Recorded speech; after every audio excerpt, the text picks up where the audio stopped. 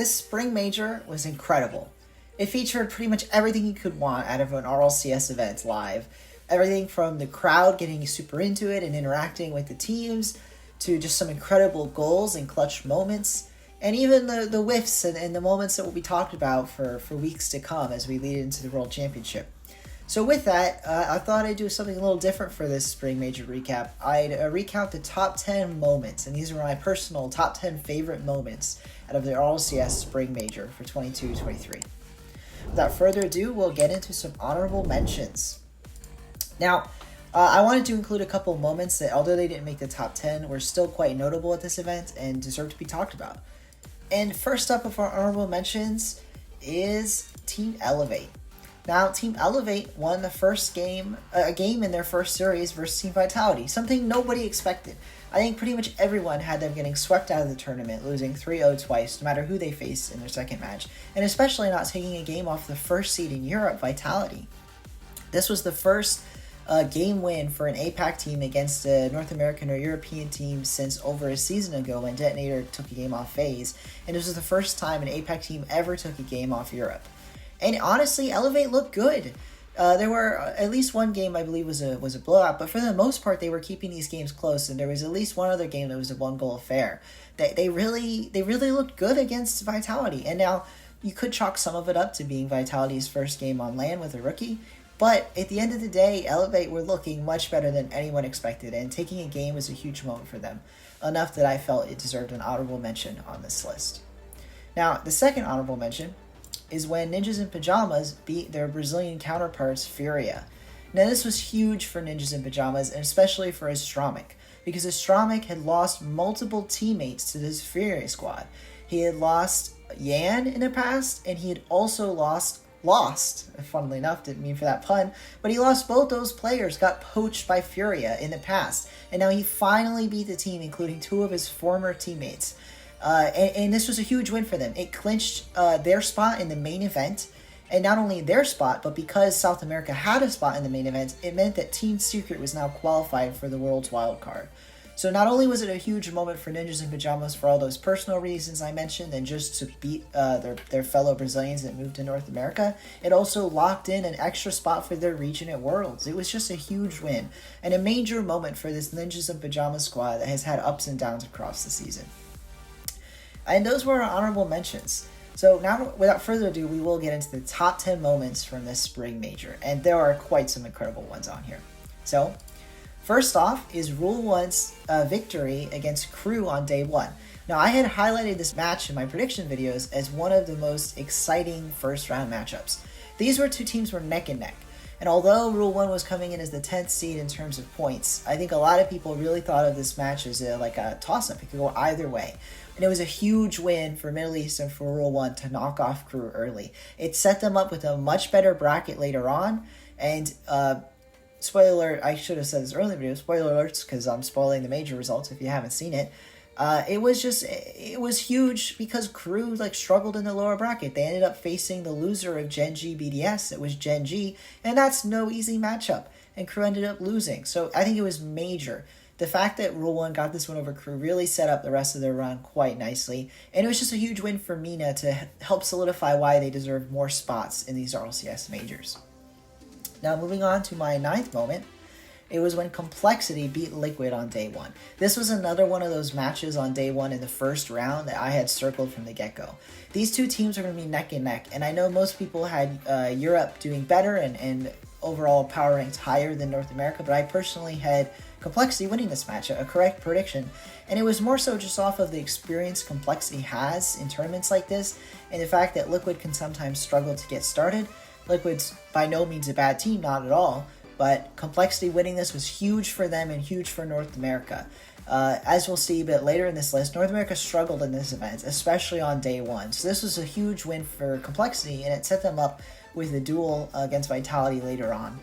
And it just it can't go unsaid that Complexity had some ups and downs in their regular season. So in the spring split regular season. So to get this win, to start off their LAN with a win was just a huge victory. And it helped prevent all 5 European teams from moving on, because if Complexity hadn't won this, all 5 European teams would have had a win on day 1. So Big win for North America, big win for Complexity, was deserving of a spot on this list. Moving on, we got number 8. Now, I mentioned that 4 teams for day 1 in Europe won, and Moist was one of those 4 teams. Not only did they win in round 1, but they won in round 2 as well. Moist knocked off Furia and Optic from the upper bracket to the lower bracket, which was a huge dent to North America's hopes. I think almost everyone thought that if a North American team was going to make it to that upper semi area with the 4 teams in uppers, it was gonna be either Furia or Optic, but nope, Moist said no. They shut it down. They won 2 games and settled themselves up for a top 6 minimum. And that ended up being all 4 European teams in that upper semis. So all 4 European teams, aside from Liquid, so 4 out of 5, I should say, won their first 2 games. And Moist was a huge part of that European domination on day 1. They stunned really North America. It left version 1 looking positive, but not set to make the major by any means, and it really dashed the hopes of Optic and Furia in particular about making the major. So, or the Worlds, I should say, making Worlds. Just a huge win for Moist, a huge win for Europe, and it really set the tone for how this major was going to go. Now, my next moment on this list is Power clinching Worlds. Now, both Power and Ground Zero lost their day 1 matches, although they both were closer than many expected. Power took a game off Space Station, and Ground Zero took 2 games off Carmine Corp. They got reverse swept by what was clearly the better team, but the fact that they were playing so well against such a good team as Carmine Corp made it look good. It was promising for Ground Zero. But promising doesn't mean anything when you lose your next series. In that first loser round, in a match that was pivotal for locking in your spot for Worlds, and you wouldn't have to wait and see how other teams did, Power won it out.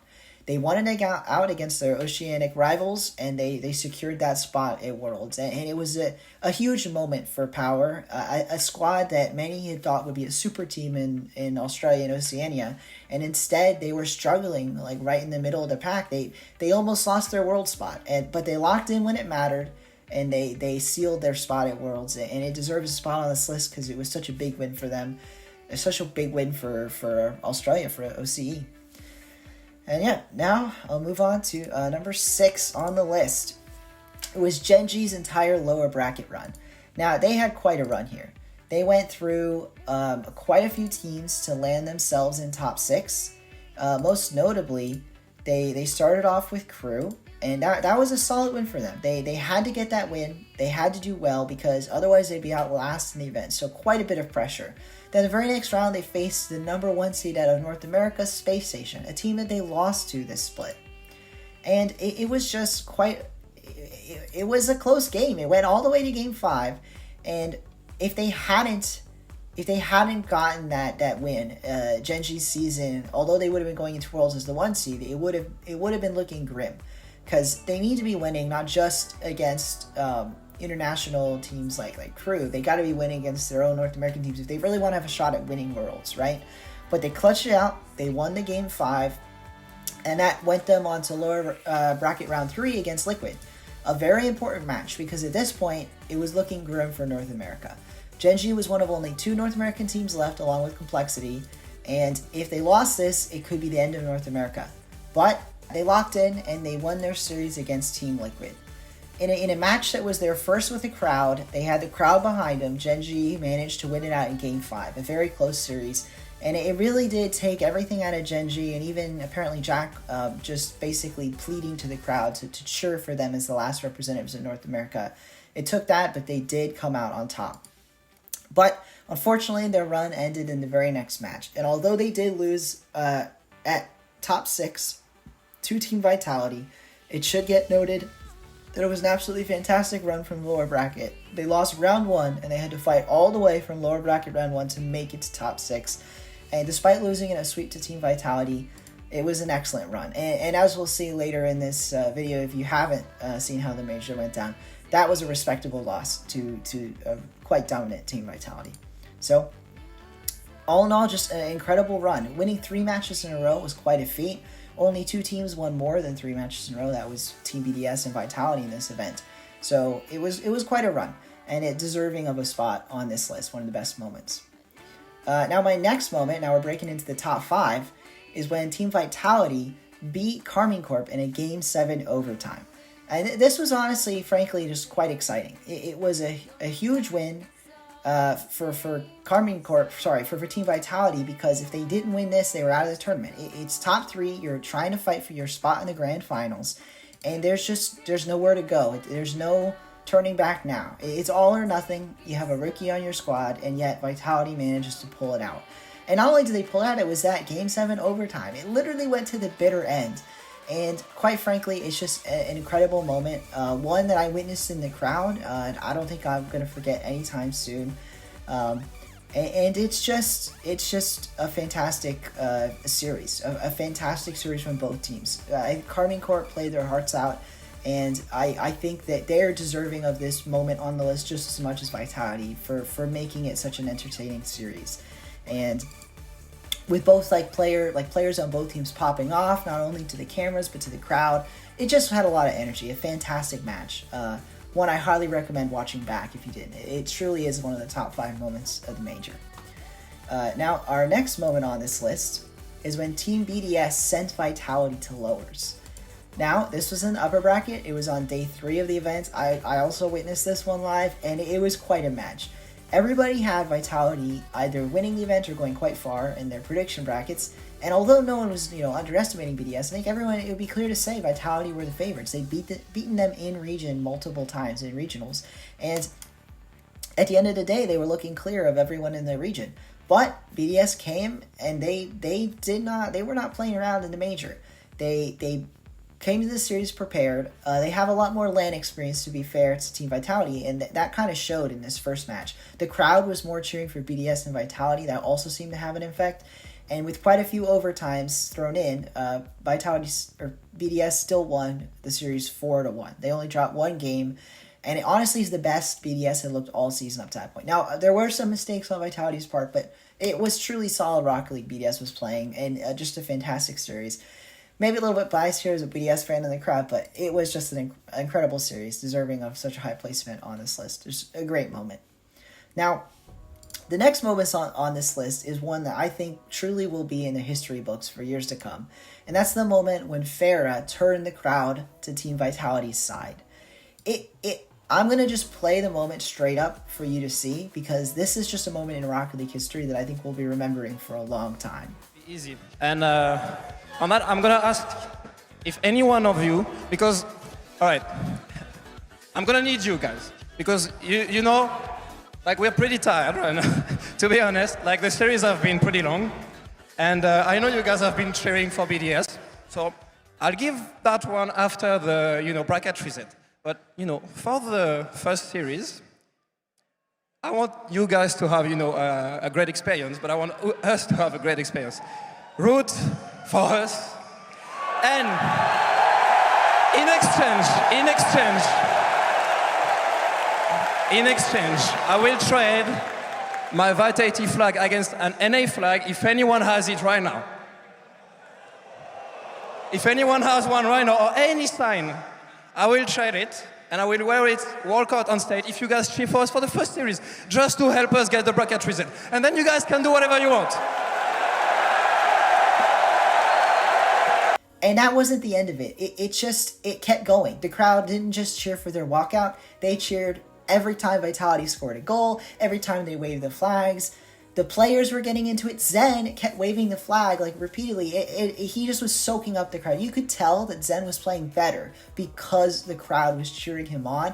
Radosin also got very into it. Radosin was pumping up the crowd, raising his arms up, trying to get everybody loud. Him and Zen were leading multiple cheers at some points during the series. They would clap their hands.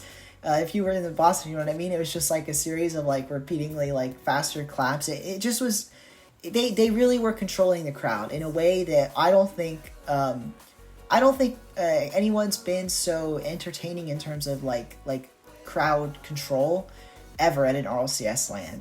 This was my first one I attended, so I'm not speaking from personal experience, but from watching on screen, I don't think a team has ever played into the crowd as well as Vitality did. And honestly, props to Farah.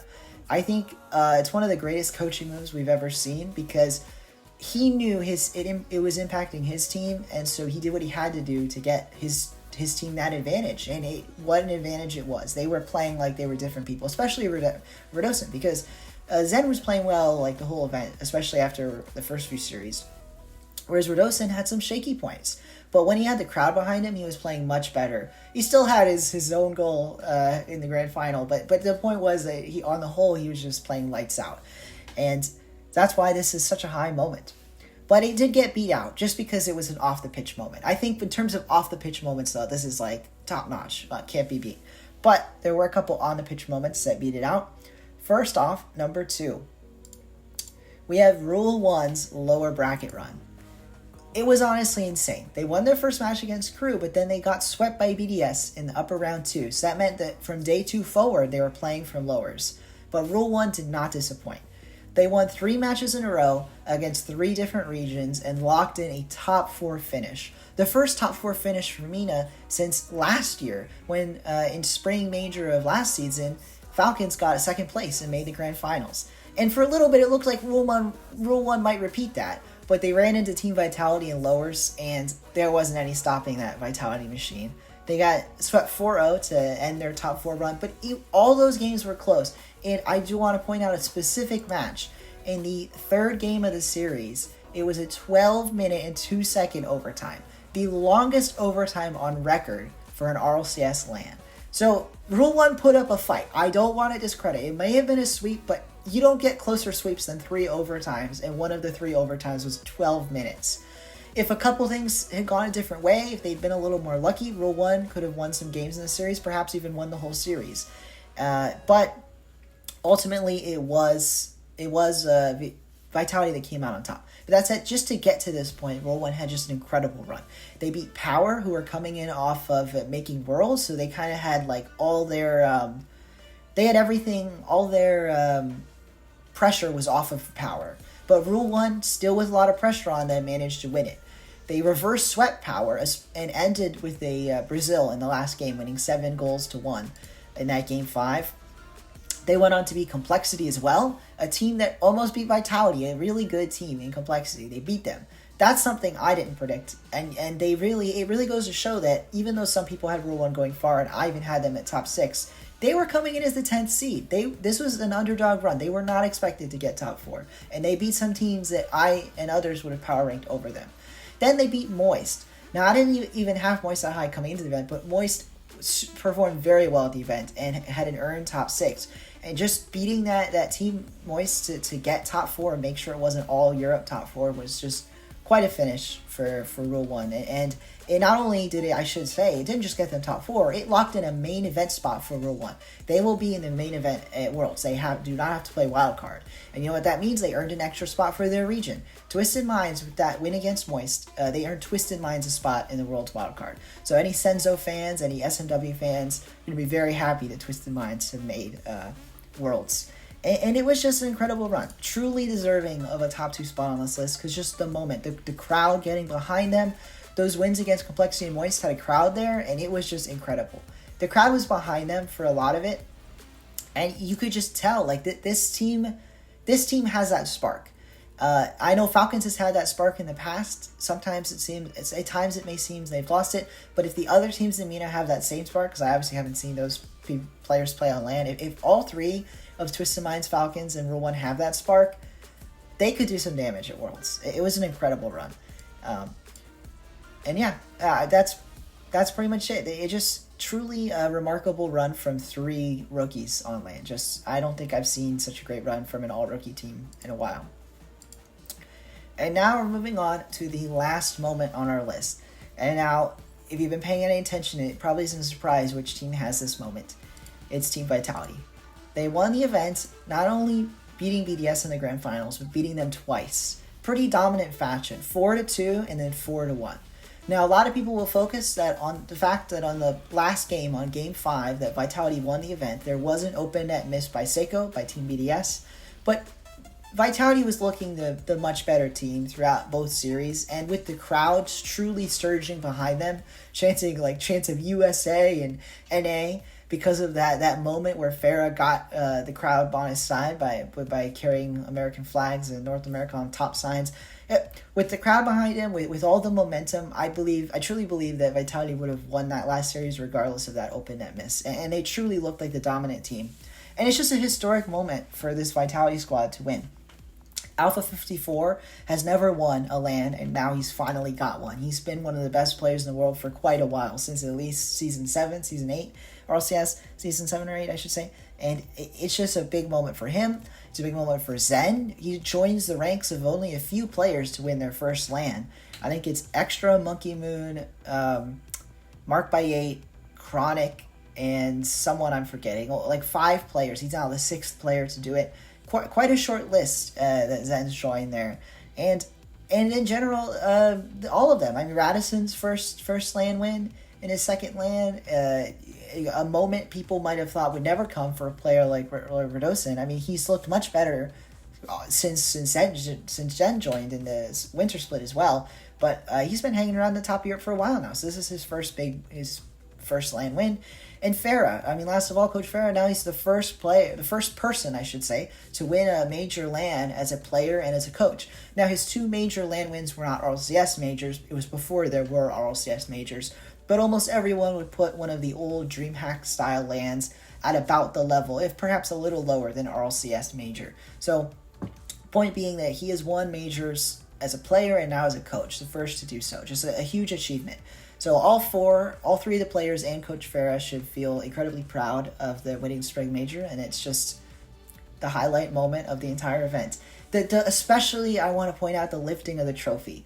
I haven't been to other LANs, but as far as I understand it, no team has done as many trophy lifts as Vitality did. They really soaked in the moment, and they wanted the crowd to soak it in too. They didn't just lift the trophy and then that was it. They each lifted the trophy. They each carried the trophy around the stage to all 4 corners and made sure the entire crowd got to like drum roll type thing and then cheer when they lifted it up. It was just an incredible moment, and I really want to give credit to all the Vitality players and their coach for making the crowd feel that moment with them. It was truly an incredible event, and despite the fact that I was rooting for Team BDS, I just couldn't help but feel, happy for the players of Team Vitality that they won, after I got over being sad for a little bit. But it was just an incredible moment, and I'm really glad that they played up to the crowd, and they made it entertaining for everyone. I hope it was entertaining if you were watching at home, if you were there, because I was entertained, and I truly believe that was the best moment in the major. And that closes out the list. Those were the top 10 moments. I hope you enjoyed. It was truly an incredible major. I am so glad I got to be there. It was really a fun time, and I hope you had fun if you watched it at home. Sorry about the hiatus on my videos, but I had to take a break to go to the major. It wasn't feasible to keep the videos pumping out, but I'll be back at it now that I'm home. And yeah, if you enjoyed the video, please like and subscribe. Every little bit helps. I'm on the road now. Maybe by the time this comes out, I'll be close to 100, maybe 200 subscribers. That's going to be the next big goals, 200 subscribers. So I really appreciate every person that likes and subscribes and comments. Feel free to share your thoughts. There's probably a moment I missed. There were quite a few moments at this major. It was one of the most exciting majors. And so if there's a moment I missed, don't forget to talk about it in the comments. And yeah, with that, I'll close it out. So as always, thank you guys for watching, and I'll see you guys in the next video. Bye.